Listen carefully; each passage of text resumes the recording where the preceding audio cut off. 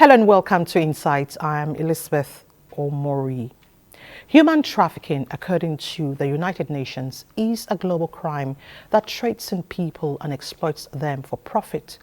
People of all genders, ages and backgrounds can become victims of this crime, which occurs in every region of the world. Traffickers use violence, fraudulent employment agencies, and fake promises of education and job opportunities to trick, coerce, and deceive their victims.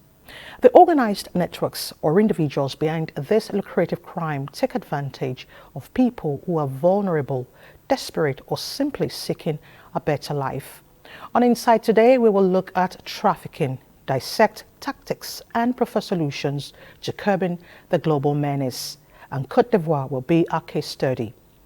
Now, local governments provide the most essential of public services such as health and safety, as well as transportation, sanitation, environmental and other utilities. Assembling all levels of governments has long been known as an important tool in promoting governance. The local government is very important in a democratic society because it ensures participation and local resources mobilization. Are our subnationals faring and relating in terms of governance and translating policies for the well-being of the citizenry? Part of our discussion on the program. So let's begin. I'm fascinated with the discourse on national monuments and assets and how much is being done to preserve and look into the language issue. We have turned English to become like a pride value in our own cultural values. National cash transfer is not a COVID-19. Invasion 1897 was a deliberate You know, many of these people coming to the urban areas now. These and applications, there are terms and conditions that of course it is the union of two people, a man and a woman coming together. My name is Nnamdi Odipo. And I'm Elizabeth Omori.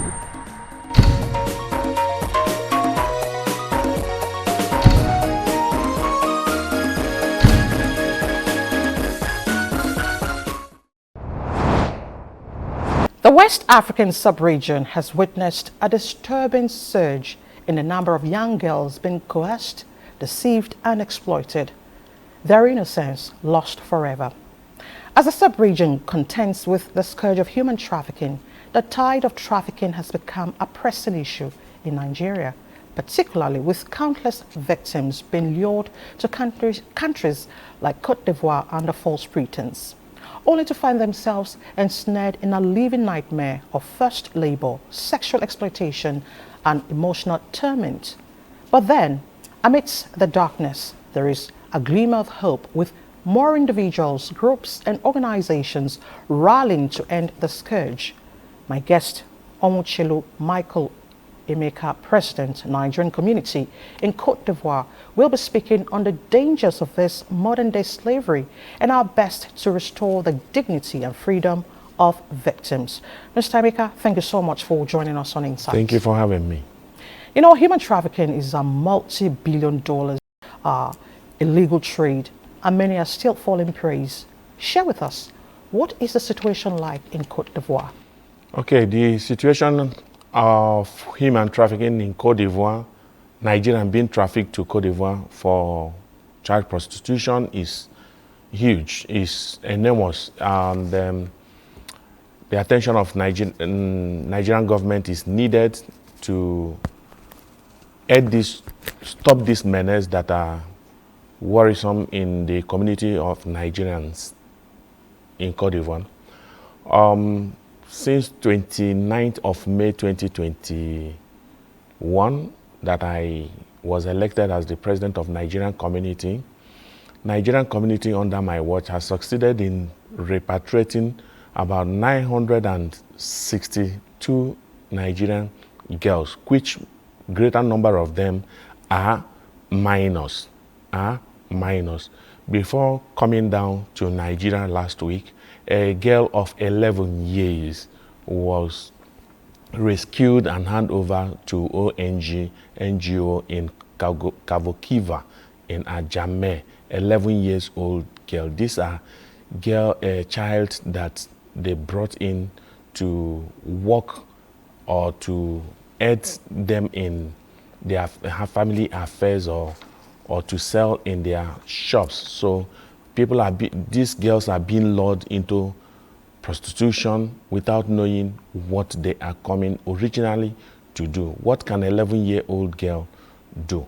So these are menaces that are so worrisome that Nigerian government needed to pay attention to it, how it's being done, and make sure they stop this surge that is menacing the community of Nigerians in Cote d'Ivoire. This is actually a serious issue, but let's have a bit of education. How is this different from migrant smuggling? Because some actually fall prey to that.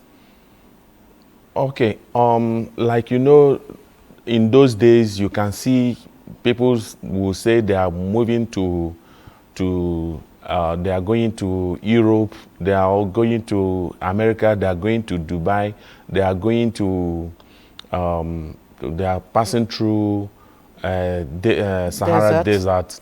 But this time around, the case is reversed, because this time around, some that are in Cote d'Ivoire and also some that are in Nigeria are recruiting these girls like they want to be their sales girl in their offices, assuming they have good business they are doing, which they had no business they are doing.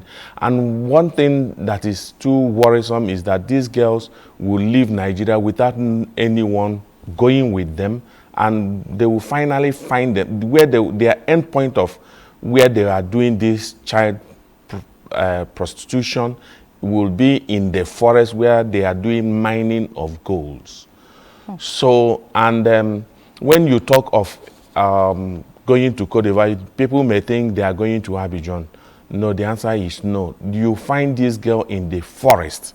You know, they don't mine gold in the city, it's in the forest. That's where you are going to find these girls. And we are not talking about one, we are not talking about two, we are talking about thousands and thousands of Nigerian girls, which most of them are minors. Minors, and this is quite disturbing. Now, I want to ask you a question, because this is what you actually deal with. What if there's a consent from the trafficked person? Oh, I want to go to Spain. Let's go through the desert. What happens if there's consent? When you hear the story of these girls, you know that greater number of them are not aware. You can meet very few number of them that are aware of what they are going to do. Most of these girls came from primitive, from the villages, because they needed a greener pasture, they needed a better life. So that's why somebody may approach them that they want her to come and work for them.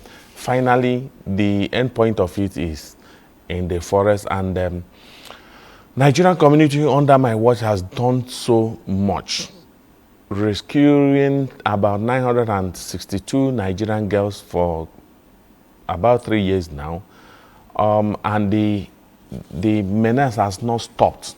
So that's why I take it as a duty to bring it to the knowledge of federal government of Nigeria that they needed to do something. And most of these people that are doing this are pure Nigerians. They are being recruited from Nigeria here down to Cote d'Ivoire. And there is this way of transporting this girl down to Cote d'Ivoire. You will see that somebody will be recruiting them in Nigeria and also sending them through one driver to the next driver and to the next driver down to... It's like a chain. Yes, of course. So if federal government of Nigeria did not do something, come up with a strategy on bridging this gap, it's just like a tap, where you open a tap and water is running. It's not like every week we are receiving nothing less than 10 to 12 Nigerian girls. And when we talk about Nigerian girls, we are talking about young Nigerian girls that are under 18 years. What is the rescue mission like? Our rapid response team has been on ground immediately there are any intervention concerning Nigerians that are hooked somewhere, then immediately we will send our members to the team of rapid response team to go and intervene for. Then they will report the case to police, then move on to make sure they rescue that particular girl. Most of them we rescue, some of them we can't rescue them. I want Nigeria to use their might in order to do a lot of work in stopping this menace. Okay, so between Nigeria and Cote d'Ivoire, what is the rescue response like, the synergy between them in stopping this menace? Okay, there are organs that are taking care of it, but you know, for them to move from one point to the next point, they needed to fuel their car, they needed to do some logistics needed to, which Nigerian community is helping them to make sure that if there's anything, we will give some little finance that's possible we can. Then if we don't have, we're only waiting for anyone that comes out, run away from their ghetto and come to Nigerian community or come to the embassy, then we will now take it over from there. And the means we are using in sending these girls back to Nigeria is only Young Shagro that has come to listen to us. They saw what is going on and they finally reduced the fare, subsidized the fare of bringing these girls back to Nigeria. Then this whole thing started like when there was COVID, and then transportation was like over $500 equivalent until COVID started coming down and the fare started going down. And the minimum you are going to send a girl back to Nigeria is not less than 70,000 sefa, which is like almost like 200,000 naira equivalent. Per person? Per person.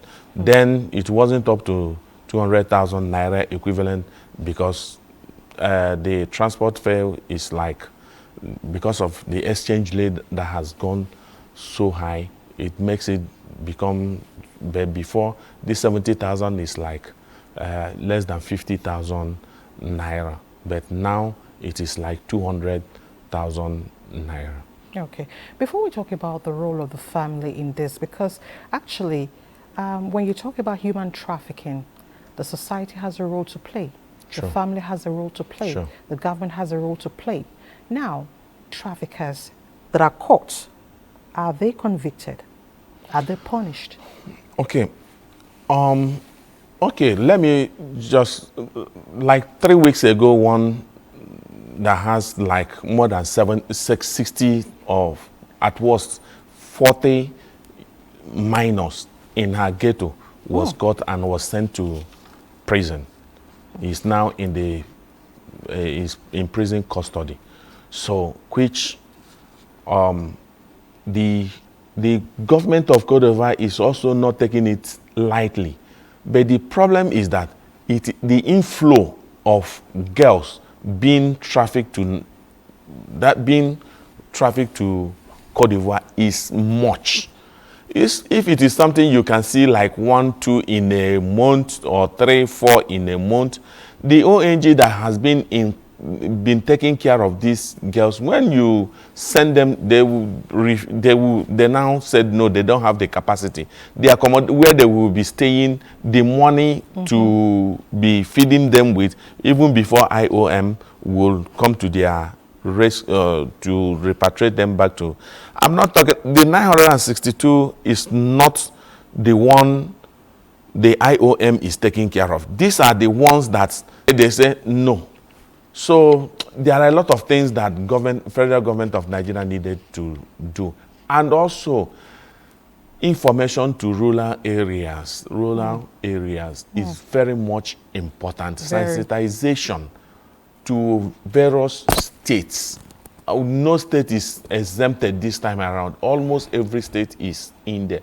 There are times you see some very few states, but this time around almost the whole state are part of them. including some of them that say they are traveling, and some of them are stuck over there now presently in Cote d'Ivoire.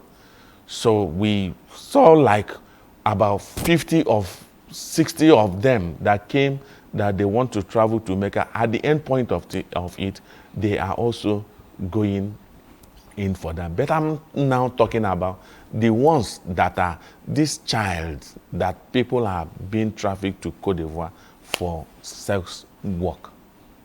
This is really sad.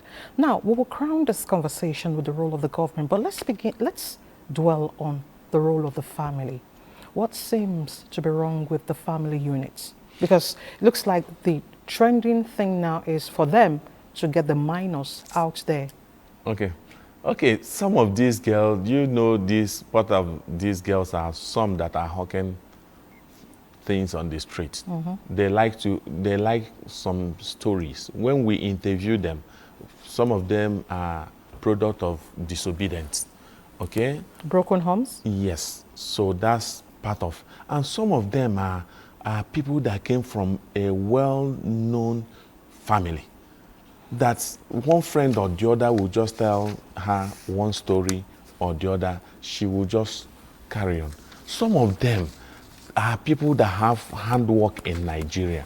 Some of them are nurses, some of them are teachers. We have had a lot of them in our custody, which by special grace of God, they are also coming with their CV, with intention they are coming to work, but they doesn't even know that the people that originated their travel is having a different intentions.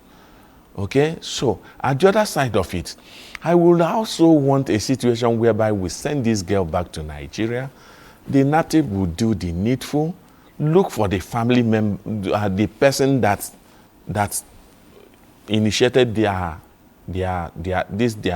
traveling, then get hold on and do some explanation. Why did she or he want this girl, and knowing fully well that this girl is going for one thing or the other.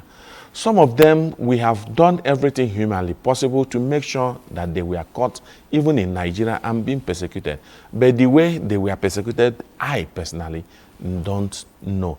And most of these girls, when they are coming back, embassy issues laissez-passer to them, and which the ones receiving them are immigration officer and also the NAPTIC in semi-border, which the information has gone to the appropriate place. So which they needed to do something. And I find out that much has not been done. If they have been doing, I needed them to add more effort so that this menace will stop as quick as there's no way it is going to stop 100%, but at least let them do something. If we have been receiving 12 in a week and later we start receiving 2, that means that's progress. It is, we are progressing, or they have done a lot of work. How do we change this mindset? And really, are the grasses really greener at the other side? Let's say, because you deal with these persons, are the grasses really greener at the other side? Because it's a mindset. For me, I don't believe that anywhere you set your foot is better than in Nigeria. If you know where you are going to and know what you are going there to do, and it is something that you choose for yourself. That one, I don't have problem with it. But I'm only talking about those that are being lured into prostitution without their knowledge. And some of them lost their lives along the way. Presently, we are having a corpse in Shude Trashville in Abuja. A girl that they beat mercilessly finally lost her life. And you don't know who is the perpetrator of this evil. So these are the areas, because we are not talking about one, we are not talking about 2. We are talking about many that has lost their lives, which finally it costs us an embassy time and money to send these girls, these corpses to mortuary and also bury them, because they can't find their family members. So a lot need to be, as quick as possible, I want the government of Nigeria to come to rescue of this one.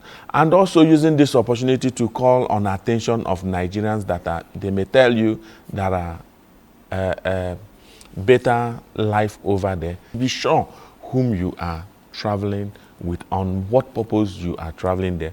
Make sure that before you travel, drop your number to your family member on the number of the person taking you to where, giving you that contact to wherever he or she wants you to go.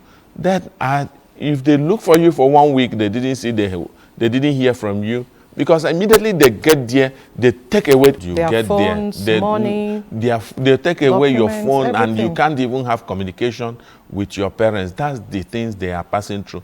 Even the little that can sneak away and get a contact of Nigerian embassy or Nigerian community and call to us. That's how we manage and put a strategy in place in order to get very close to them, then make sure they are rescued. But out of thousands, we have managed to send very 10% or 20 or 30%. The percentage that are in there are much. When a citizen is under attack, he can't even connect to anyone who will help him to come out of any problem that he or she is into. So the government of Nigeria need to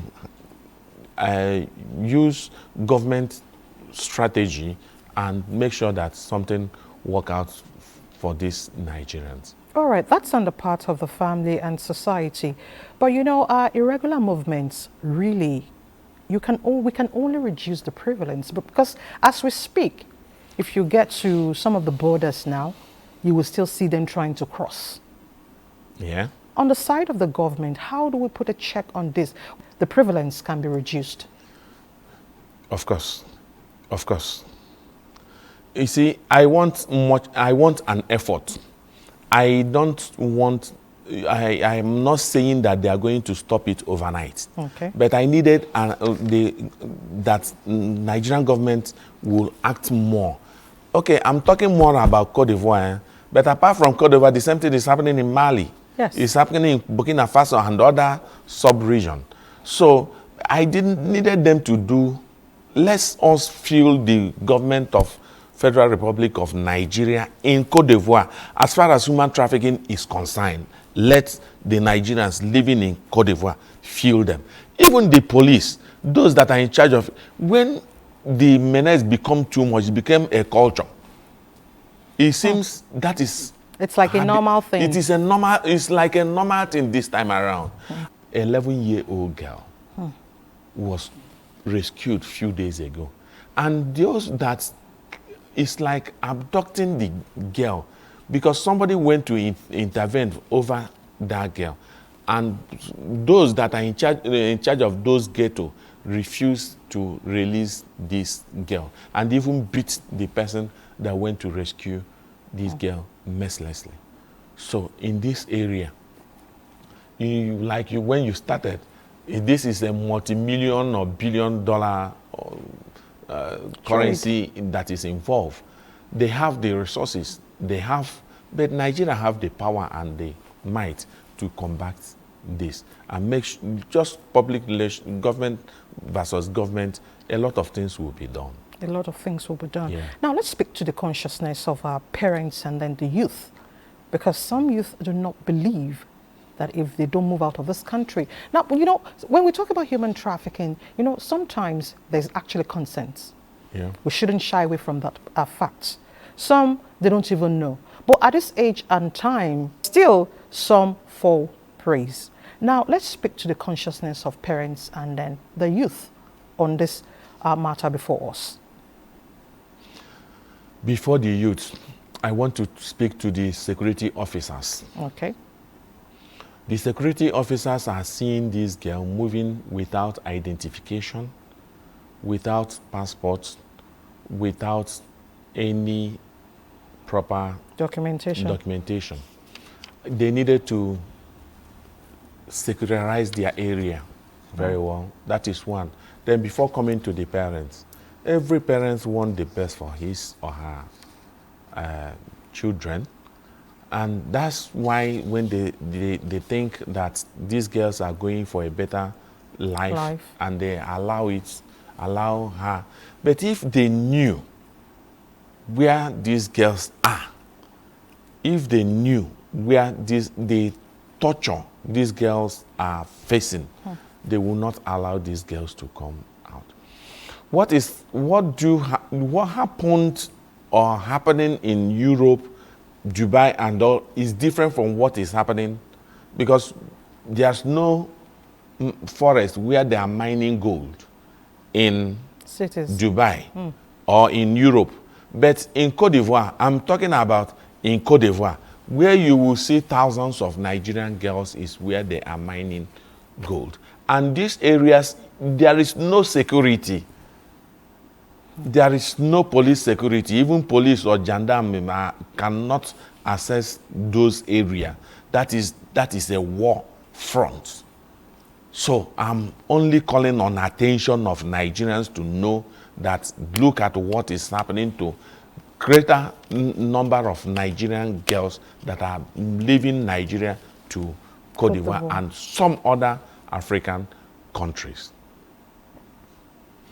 What about the parents? Okay, about the parents. Well, make sure they take proper care of their child. Get very close to know where their children are putting their legs. Who are these children walking or talking to? It will be very much important for them to. And whenever you want to hand your child to somebody, go and do sales girl, go and work and make money for you, let them know that, let them be sure that they have the contact of whoever they are handing these girls over. Let them not just say, okay, start going, enter taxi, bus, or move to Lagos from there. Some of them are going, do travel from Lagos, from east, from south, or wherever, without knowing where. They may tell them they are going to Lagos, but the third day they find themselves in Cote d'Ivoire, or immediately when they stop receiving network. That's it. Very few that knew a little will know that they are off Nigeria. They will start asking questions. They will now tell them there's no problem, we will soon reach there. And they will send somebody. There are some areas where you see that they are keeping these girls even in Lagos. Okay, before they will start distributing them, sending them on WhatsApp. We have intelligence. This intelligence needed to do something. But are they going to do something if they are not aware of the modus operandum of these individuals? So even make it worse for the children. Some of them do not even actually understand the language. Of course. And even in the area where they are doing this work, they can't run away, because even the villagers doesn't even speak French nor English. Okay, so even they want to run away, they won't even know. It's only very few that can get one or two that can communicate a little bit of English. That will say, even whenever they get that work, their madam, somebody is just there to get the money out of them. So they can't even have the fund to run to the nearby place.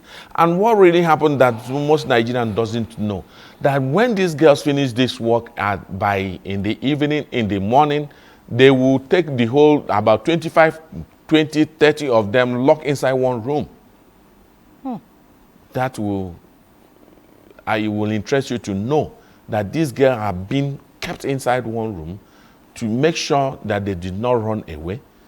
And there are people that they are putting in charge of them as security or guards that will not allow them. Even when they will try to run away, the way they will beat them, they will not talk about running out of that ghetto anymore. My final question to you is this: how do we make our borders safer and more effective to curb the menace? Okay, we can't keep on doing the same thing and expecting different results. It's still the same people that have been in that borders, that have been in that borders then until now, and we are no good result that is coming out of it. To whom much is given, much is expected from him or her. They needed to put a different measure, put another strategy in order to tighten our security. Getting very close to Nigerian community in Côte d'Ivoire will help them to set some security measures that will help them to tighten the inflow of girls that are moving to Côte d'Ivoire. Chile Michael Emeka, President, Nigerian community in Côte d'Ivoire. I want to thank you so much for joining us on Insight. We do appreciate your time.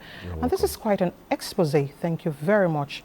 And we hope the appropriate authorities will attend to these needs. Thank you so much for joining us. Thank you. I'm fascinated with the discourse on national monuments and assets and how much is being done to preserve and look into the language issue. We have turned English to become like a pride value in our own cultural values. National cash transfer is not a COVID-19. Invasion 1897 was a deliberate tactic. Many of these people coming to the urban areas now. These and applications, there are terms and conditions that of course it is the union of two people, a man and a woman coming together. My name is Nnamdi Odipo. And I'm Elizabeth Omori.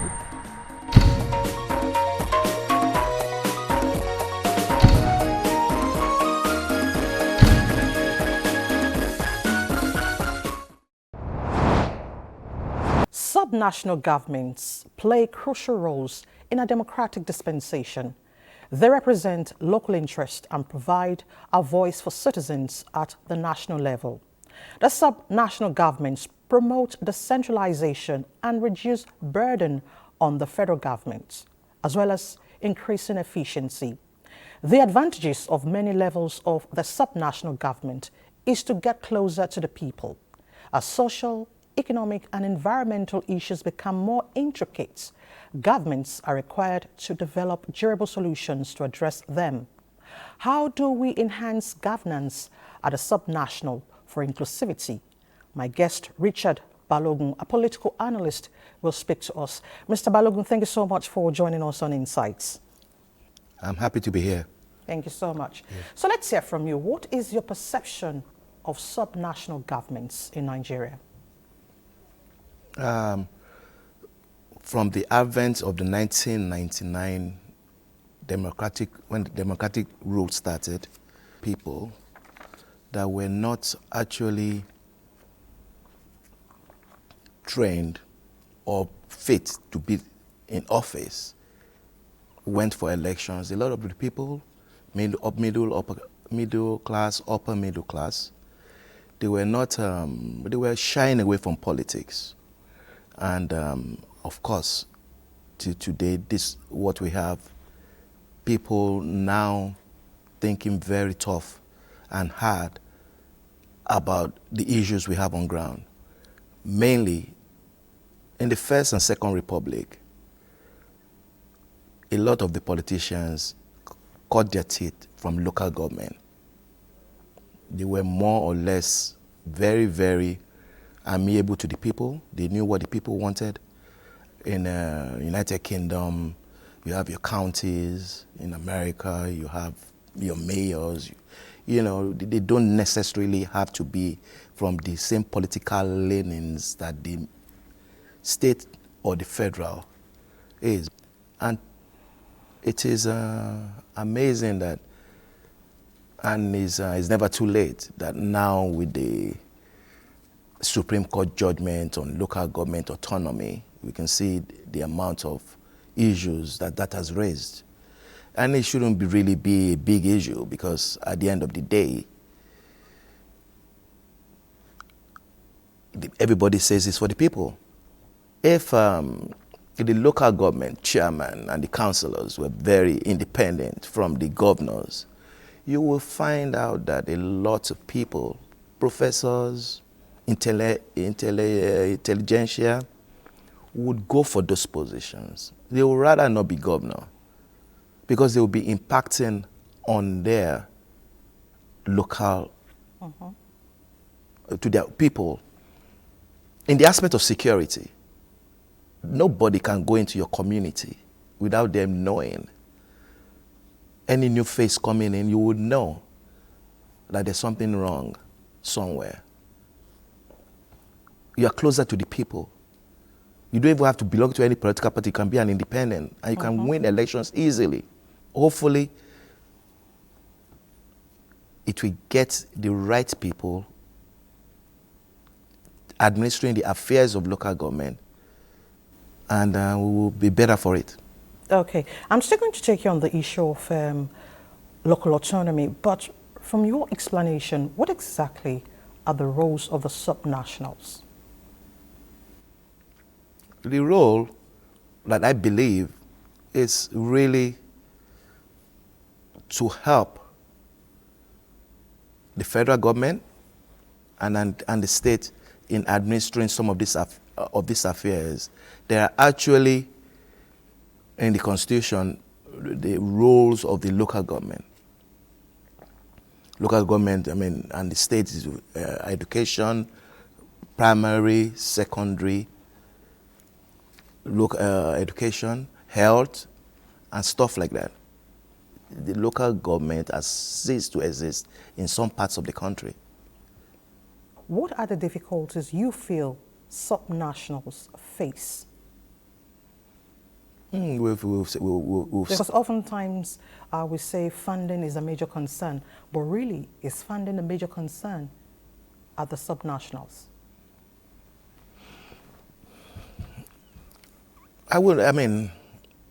If the subnationals are giving their money direct, I don't think funding would be a major issue about that. I think the major issue about it is people that are independent, people that are capable, being in charge of the local government and actually doing the work the way it's supposed to be done. It's not rocket science. We've done it before in Nigeria. We've had people that were local government chairman. I remember very well, there used to be this drama, Village Headmaster. I don't know if a lot of people remember it. I do. Village Headmaster. You had the Councillor Balogun. He was a tough guy in the drama something. You had Amebo. Ibino Alison. I thought Ibino Alison is like the activists nowadays, the political activists and everything. You have to be very careful because they are always on your neck. They are doing a very good thing. I believe political activism helps with the governance, but you need to change the psyche of the average Nigerian towards a lot of things, towards governance, towards how they owe the country responsibility. It's not only what government does for you, but what you can do for yourself. The NOA, National Orientation Agency, Ministry of Information, should start from maybe primary and secondary. So we should start a real reorientation of Nigerian youth from primary school, secondary school, so that they can have the values that we had at a particular time in our polity. There has to be a change. Yeah, there has to be a total change from the young ones. Some of the ones that are over 21, 22, 23 now, you see them on social media. They are totally the influence of foreign media. There's some people that are in this Nigeria, they've never traveled abroad, they even have an American accent. It's unbelievable. A lot of talents. And we just need to harness these things. And all these things really cannot come from federal government or state. It comes from where you come out from. Your community is your home. You must hold the people in your community responsible. And it's easier that way. Okay. The security situation will definitely be much better. And I see the federal government is doing a lot of things towards, hopefully at the end of the day there will be state police and stuff like that. Now a decision has been taken, a judgment has been passed. But do you see this decision making governance at the local level more responsive to the yearnings of the people? You know, it was inevitable. It was inevitable, you know, and when you have a leadership that is, that maybe is not too perfect, but they've always had democratic tenets in them, you will understand that from the advent of this new regime, a lot of emphasis has been passed, really passed to the states, you know, from fuel subsidy money to loans and everything. A lot of the states are doing extremely well. You go to the local government, I go to my local government, Bolu Aduro, in Osun State, and the local government chairman is nowhere to be found. He's trying his best, but I mean, what can he do? So I don't understand it. I don't even know. Look at your state now. I heard that the local government chairmen are living, they are living arrogant. A lot of change will come for a purpose, local government autonomy. Because that there is no going back. That is the only thing that can make this country move forward. Government has to be closer to the people. And the people will be responsible for whoever they choose. They will choose somebody in their locality who they trust, who they believe in. People need real governance. And that will really help the federal government to concentrate on the security of the country, food security, and other things, you know, fiscal policies that will enhance the whole country. We are now 25 years of evolving democracy. We are still a young nation. We are growing. We don't have to start sprinting yet. I've always said it. We're always comparing ourselves with democracies that are over 100 years, 200 years. We are nowhere near them. And our quality of leadership will continue to improve. Our democracy is evolving. We must protect it with everything we have. And we must protect. Okay. On the issue of local government autonomy, many see this decision as an open check for local government chairmen. Do you agree? Your local government chairman is not going to bribe you to vote for him. Your councillors are people you grow up with, are people most likely your teachers in school, most likely a businessman that just wants to come back home and he has done things for the community, most likely a professor, a medical doctor, he just wants to give back to society. These are people that you would trust. These are people that there will be competition even amongst local governments in the states. You know, that's how it has always been. Let everybody compete. Let's see who is doing well and who is not doing well. Everybody will sit up. It is a win-win situation if local government is given the autonomy that they require, which is really the most important part of governance. And that's my humble opinion. Okay. Now, you talk about fiscal risks. Are the subnationals, how do we develop mechanisms, institutional mechanisms to manage fiscal risks at the subnationals? Because since it's all about providing governance, making life comfortable for Nigerians, so how do we build mechanisms to manage our fiscal risks? We'll come up with innovative ideas, you know. When the local government, like in Lagos State, most ATOs all those local governments, they even raise their own bit of IGL and stuff like that.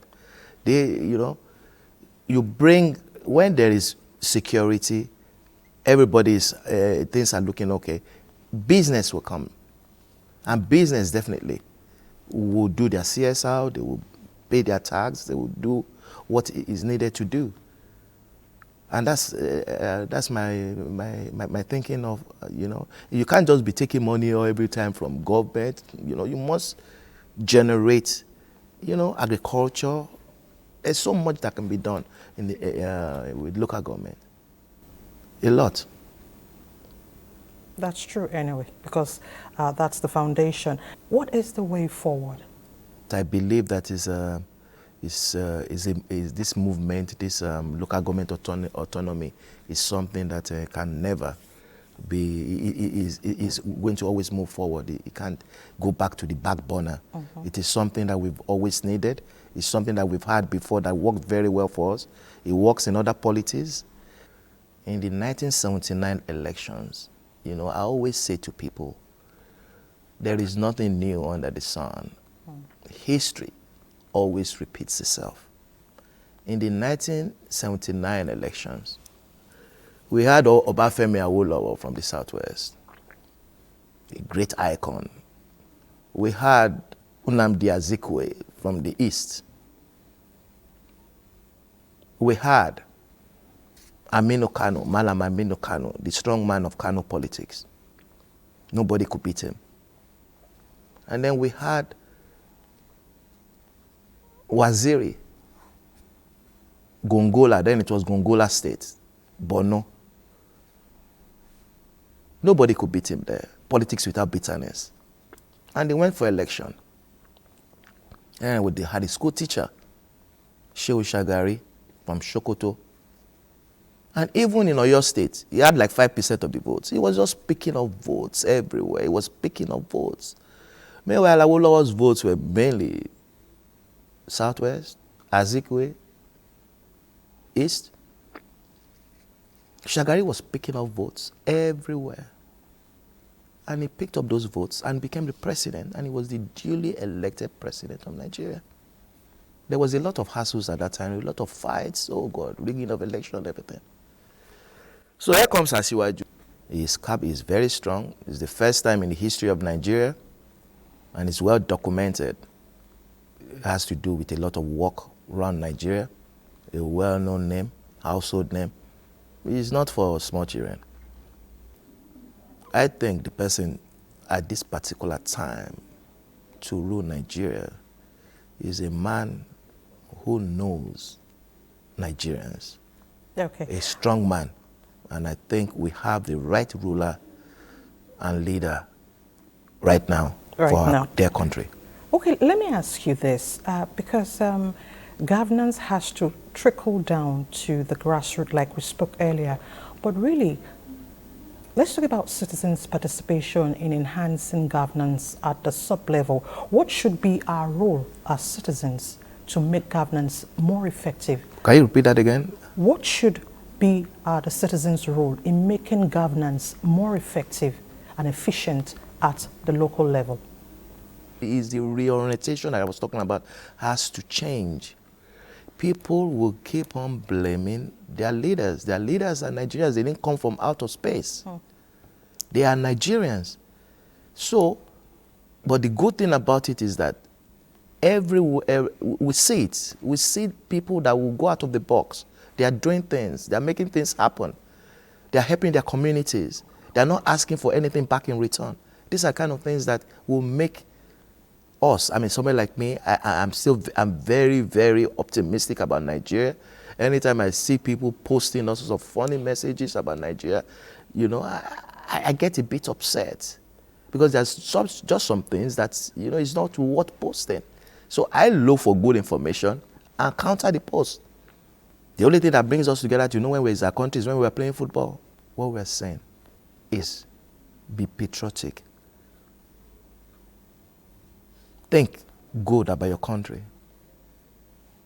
If every citizen has that in mind, Nigeria will be a great place to live in. And of course, Nigeria is a great place to live in. It's the best country in the whole world. Of course. Definitely. Nigeria.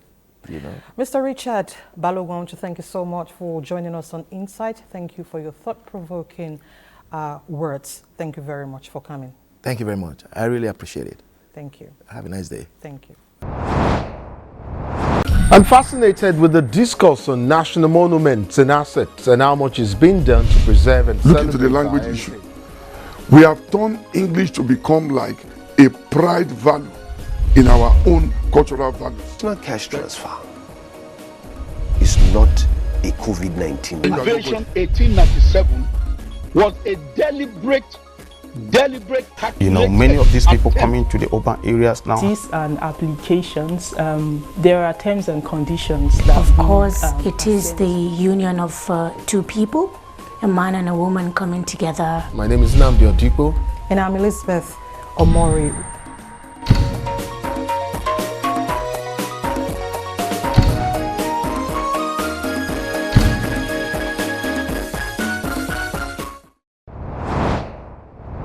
And that's Inside Today. Thank you so much for watching. I'm Elizabeth Omori. Remember, when you see something, say something. We'll see you next week.